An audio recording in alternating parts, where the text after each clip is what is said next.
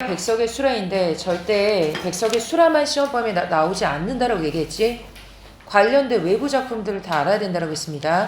그래서 백석의 다른 작품들도 좀 공부를 하려고 교재 한번 봅시다. 우선 백석 시인을 좀 보면 여기 나와 있지. 평북 정주 출생으로서 서민의 삶을 토속적인 언어로 현실감 있게 그려내서 우리 민족 공동체의 정서를 드러냈다라고 되어 있는데, 여기서 중요한 부분이 여기 토속적인 언어, 그리고 우리 민족의 공동체적 정서, 이게 중요합니다. 이게 백석 시의 공통되는 특징입니다. 토속적인 언어와 우리 민족 공동체의 정서를 드러낸 것이 대표적인 특징이다.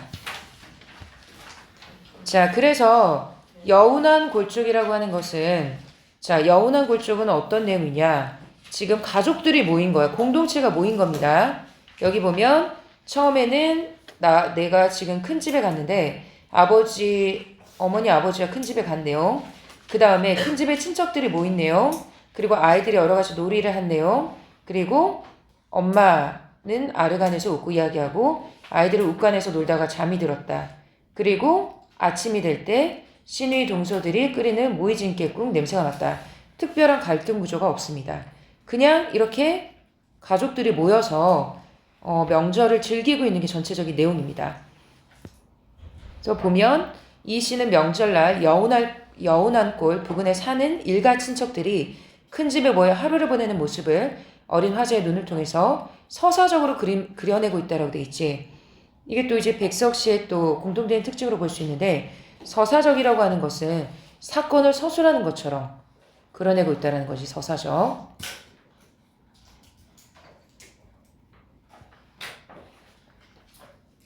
다른 시에도 이 서사적인 특징들이 많이 나오고 있습니다. 이걸 통해서 뭘 얘기하고 싶어 하느냐? 고향이라고 하는 원초적 공간에 대한 그리움, 그리고 공동체적 삶에 대한 간절한 회복의 소망을 보여주고 싶어 한다.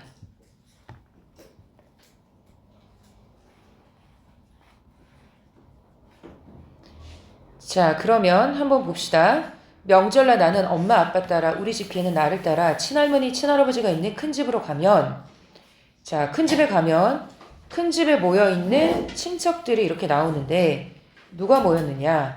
얼굴에 별자국이 솜솜난 말수와 같이 눈도 껌뻑거리며 하루에 배 한 피를 짠다는 벌판 하나 건너집에 복숭아 나무가 많은 실리 고모, 그 다음에 고모의 딸 이녀, 그 다음에 작은 이녀 설명하고 있지. 그 다음에 16에 40이 넘은 호라비의 후처가 된 포조족하니 성을 잘 나는 살빛이 메감탕 같은 입술과 젖꼭지는 덕감한 예수쟁이 마을 가까이 사는 토상 고모, 그 다음에 고모의 딸 승녀, 그리고 아들 승동이. 그 다음 60리라고 해서 파랗게 보이는 산을 넘어 있다는 해변에 과부가 된 코끝이 빨간 언제나 흰옷이 정하던 말끝에 서럽게 눈물을 짤 때가 많은 큰골 고모, 그리고 고모의 딸 홍녀, 아들 홍동이, 작은 홍동이. 예전에 이거 총 인물 몇 명인지 객관식으로 나온 적이 있어. 그 다음에 배나무 접을 잘하는 주정을 하면 토방돌을 뽑는 오이치를 잘 놓는 먼 섬의 밴댕이젓 담그러 가기를 좋아하는 삼촌, 그 다음에 삼촌 엄마, 사촌 누이, 그리고 사촌 동생. 이렇게 결국 큰 집에 모여있는 친척들의 외모랑 삶의 모습을 나열했습니다. 그 다음 내용은 뭐냐? 자, 모여서 뭐 하냐? 이 그윽기들 할머니 할아버지가 있는 안간에 모여서 방 안에서는 새 옷의 냄새가 나고, 새 옷의 냄새가 난다 후각적 심상이지. 그리고 인절미, 송구떡, 콩가루 찰떡의 냄새가 나고 후각적 심상이지. 끼니 때 두부와 콩나물과 볶은 짠지와 고사리와 돼지 비계는 모두 선뜻선뜻하니 찬 것이다. 찬 것이라고 하는 건 무슨 심상이냐? 촉각적 심상이지. 그래서 여기서 나온 거 후각 촉각적 심상이다.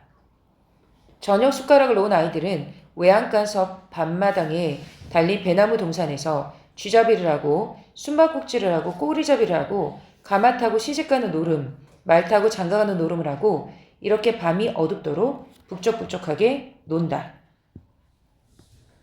밤이 깊어가는 집안에 엄마는 엄마들끼리 아랫간에서 웃고 이야기하고 아이들은 아이들끼리 윗간 한 방을 잡고 조아질은 공기놀이, 쌈방이 굴리고 바릿개 돌림하고 호박대기하고 제비송구이하고 이렇게 화디에 사기 방등의 심지를 몇 번이나 돋우고 홍게닭이 몇 번이나 울면이라는 말은 시간의 경과를 보여줍니다.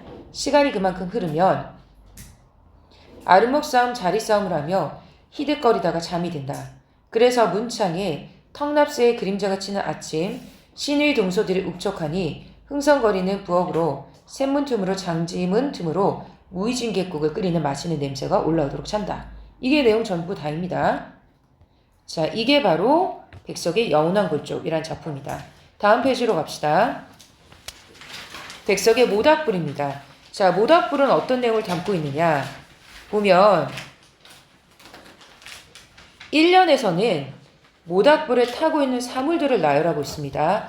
그 다음 2년에서는 모닥불 주변에 있는 사람들과 동물들에 대해서 나열하고 있다. 그리고 마지막에는 뭘 얘기하고 있느냐? 모닥불을 통해서 할아버지의 슬픈 역사를 떠올리고 있다. 그래서 마지막 부분이 핵심인데 비극적인 민족 공동체의 모습을 보여주고 있다.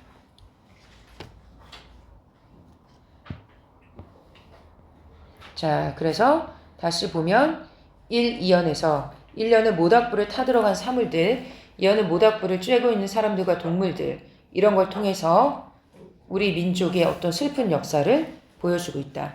맨 마지막 얘기하고 있지? 모닥불을 통해 비극적 역사와 모든 존재를 포용하는 조화와 평등의 공동체적 화벨의 정신을 보여주고 있다. 자, 그럼 1년에 한번 봅시다. 모닥불을 타고 있는 사물들이 어떤 거나 새끼오리, 헌신짝, 소똥, 가죽신, 개 이빨, 그 다음 널판지 조각, 그 다음 집건불, 가랑잎, 머리카락, 헝겊조각, 막대꼬치, 기왓장, 닭의 깃, 개의 털이 지금 타고 있습니다. 그 다음에 주변에 있는 사람들은 뭐냐? 제당과 초시, 문장 늙은이와 더부살이 아이, 새사이와 갓사돈, 나그네도 주인도, 할아버지도 손자도 다 대조되지. 다 대조되는 사물들입니다. 이렇게 다 대조되는 애들. 할아버지랑 손자도 대조되지. 붓장사와 땜쟁이도, 큰 개도 강아지도. 그러니까 평등하다라는 걸 보여주는 거야. 이걸 통해서 평등하다. 구별이 없다라는 거야. 평등. 다 모닥불을 쪼이고 있다. 그러니까 마지막에 무슨 얘기를 하고 있습니까? 모닥불은 어려서 우리 할아버지가 어미아비 없는 서러운 아이로 불쌍하게 몽둥바리로 된 슬픈 역사가 있다. 어미아비 없는 서러운 아이라고 하는 게 일제강점 우리 민족의 상황을 얘기하는 거지. 이런 역사가 있다. 이게 백석의 모닥불이다. 자, 다음 페이지로 갑니다. 자, 백석의 백화라고 하는 작품입니다. 자, 얘는 무슨 내용이냐? 이 시는 1930년대 함경도를 여행하며 바라본 자연의 풍경을 노래했다. 그래서 자, 쭉 내려가서 보면 대들보, 기둥, 문살, 여우가 우는 살, 메밀국수를 삶는 장작, 단샘이 솟는 바구물 이런 것들이 다 뭐야? 자작나무야. 그래서 자작나무는 무엇을 상징해? 깨끗함과 순수함을 보여주고 있는 겁니다. 그래서 산골 마을 사람들의 삶의 모습이 그만큼 깨끗하고 순수하다. 결국 아름답고 순수한 삶의 세계는 화자가 보고 싶고 담고 싶어하는 고향의 모습이라고 볼 수 있다.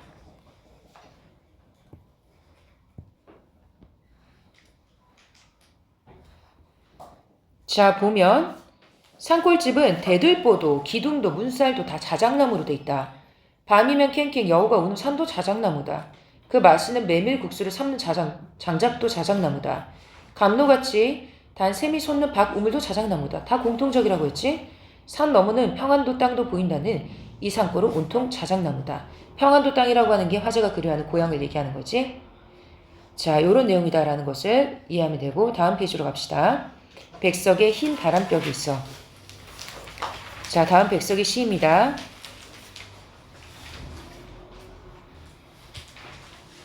자, 오늘 저녁 이 좁다란 방의 흰 바람벽에 어쩐지 쓸쓸한 것만이 오고 간다라고 돼 있어서 현재 화자의 처지가 어떻다? 정서가 드러나지 쓸쓸하다는 것을 알 수 있다. 이 흰 바람벽에 희미한 15촉 전등이 지치운 불빛을 내던지고 화자의 정서가 드러납니다. 지치운 불빛. 때의 글은 다 낡은 무명 셔츠가 어두운 그림자를 씌우고 또 달디단 따끈한 감주나 한 잔 먹고 싶다고 생각하는 내 가지가지 외로운 생각. 현재 외롭다라는 걸 알 수 있지. 하면서 여기까지 지금 화자의 어떤 외로운 처지가 드러나 있다. 그런데 이것은 또 어떤 일이냐 하면서 흰 바람벽에 어떤 형상이 떠오르는데 내 늙은 어머니의 모습이 떠오르는 거야. 가난한 늙은 어머니가 시퍼러둥둥하니 추운 날인데 차디찬 물에 손을 담그고 무며 배추를 씻고 있다. 그 다음 또 뭐가 보여? 사랑하는 사람이 있어. 내 사랑하는 어여쁜 사람이 어느 먼 앞대 조용한 갯복가의 나지막한 집에서 그의 지아비와 마주 앉아 대구국을 끓여 먹고 저녁을 먹는다.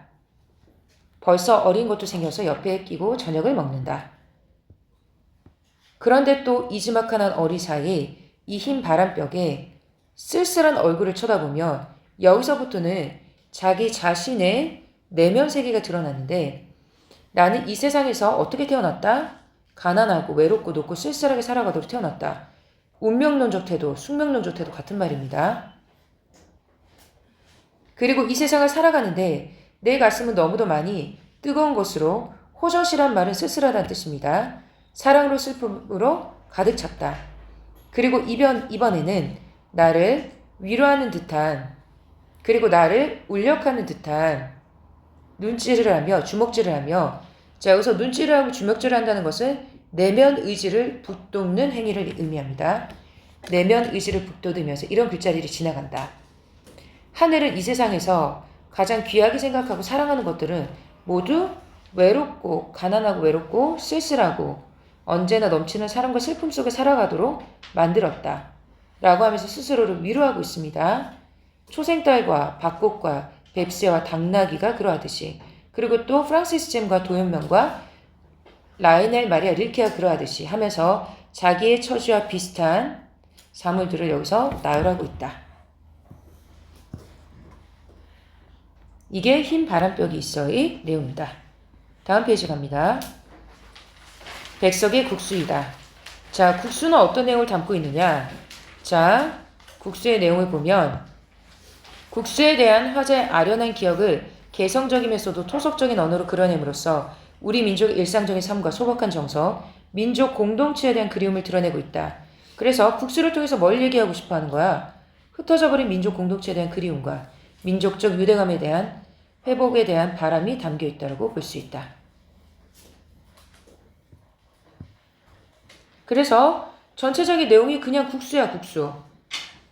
눈이 많이 와서 산에 사는 새가 벌러 내려와 먹이고 눈구덩이에 토끼가 덜어 빠지기도 하면 마을에는 그 무슨 반가운 것이 오는가 보다 라고 돼 있는데 여기서 그 반가운 것이라고 하는 것 자체가 국수를 얘기하는 겁니다. 국수. 한가한 애동들은 어둡도록 꿩 사냥을 하고 국수에 넣어 먹을 꿩 고기를 지금 구해야 되니까 가난한 엄마는 밤중에 김치 가재미를 하고 마을을 구수한 즐거움에 사서 은근하니 흥성흥성 들뜨게 하면 이것은 오는 것이다. 이것이 국수입니다. 국수. 또 그 다음에 또 이것은 국수입니다. 국수. 이것도 국수입니다.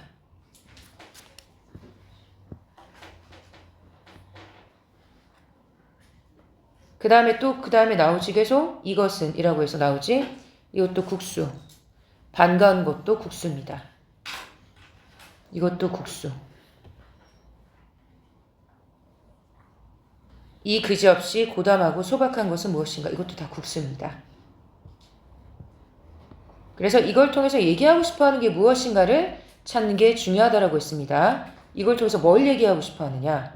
국수 자체가 중요한 게 아니라 정겨웠던 고향 마을을 공동체적 삶을 떠올리게 하는 대상이고 꾸밈이 없는 소박한 우리 민족의 심성을 간접적으로 드러내는 소재이다.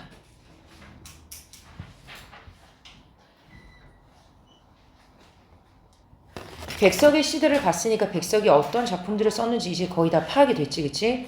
그러면 이 수라라는 작품을 통해서 얘가 얘기하고 싶어 하는 건 뭐냐? 자, 우선 보면 주제가 뭐냐면 가족 붕괴에 대한 안타까움과 슬픔입니다. 가족 붕괴에 대한 안타까움과 슬픔이고 얘도 마찬가지로 서사적 특징을 지니고 있다. 가족 붕괴에 대한 안타까움, 슬픔. 그러니까 우리 가족 공동체가 붕괴되는 것에 대해서 안타까워하고 슬퍼하는 거겠지. 자, 제목이 수라인데 수라는 무슨 뜻이냐면 전쟁이 끊이지 않은 세계에 머물며 싸우기를 좋아하는 존재를 의미한다. 그러니까 일제의 수탈로 인해서 가족 공동체가 무너지고 해체되는 비극적 상황을 수라라고 표현을 한 겁니다. 가족 공동체가 무너지고 해체되는 비극적 상황을 수라라고 표현한 것이다. 한번 봅시다. 거미 새끼 하나 방바닥에 내린 것을 아무 생각 없이 문 밖으로 쓸어버린다. 차디찬 밤이다 라고 얘기했지. 차디찬 밤이라고 하는 것 자체가 일제강점기 시대적 상황을 상징적으로 보여주는 소재이다. 차디찬 밤이다. 그런데 어느샌가 새끼 거미 쓸려 나간 곳에 큰 거미가 왔다. 엄마 거미가 온 거지. 근데 그것을 보는데 가슴이 갑자기 짜릿해졌어. 처음에는 아무 생각이 없었어. 그런데 갑자기 가슴이 짜릿해졌어. 죄책감 때문이겠지. 나는 또 큰 어미를 쓸어 문 밖으로 버리며 찬 밖이라도 새끼 있는 대로 가라고 하면서 서러워한다. 또 감정 변화가 일어났지.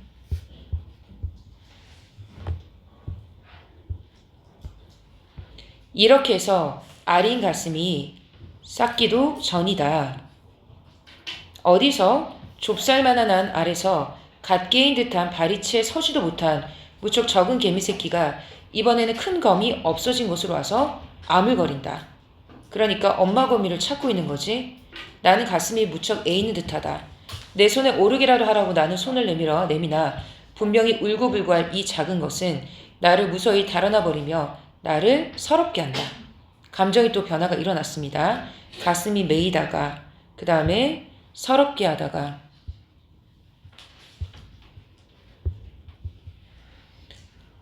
나는 이 작은 것을 부드러운 종이에 받쳐 문 밖으로 버리며 엄마, 누나, 형이 가까이 이것에 걱정을 하며 있다가 쉬 만나기나 했으면 좋겠다라고 하면서 슬퍼한다. 여기서 보면 만나겠으면 좋겠다라는 말은 가족 공동체가 회복됐으면 좋겠다는 뜻입니다. 가족 공동체가 회복됐으면 좋겠다. 그래서 수라의 의미 다시 한번 반복하고 있고 각 대상의 행동 그리고 정서 다 정리가 되어 있습니다.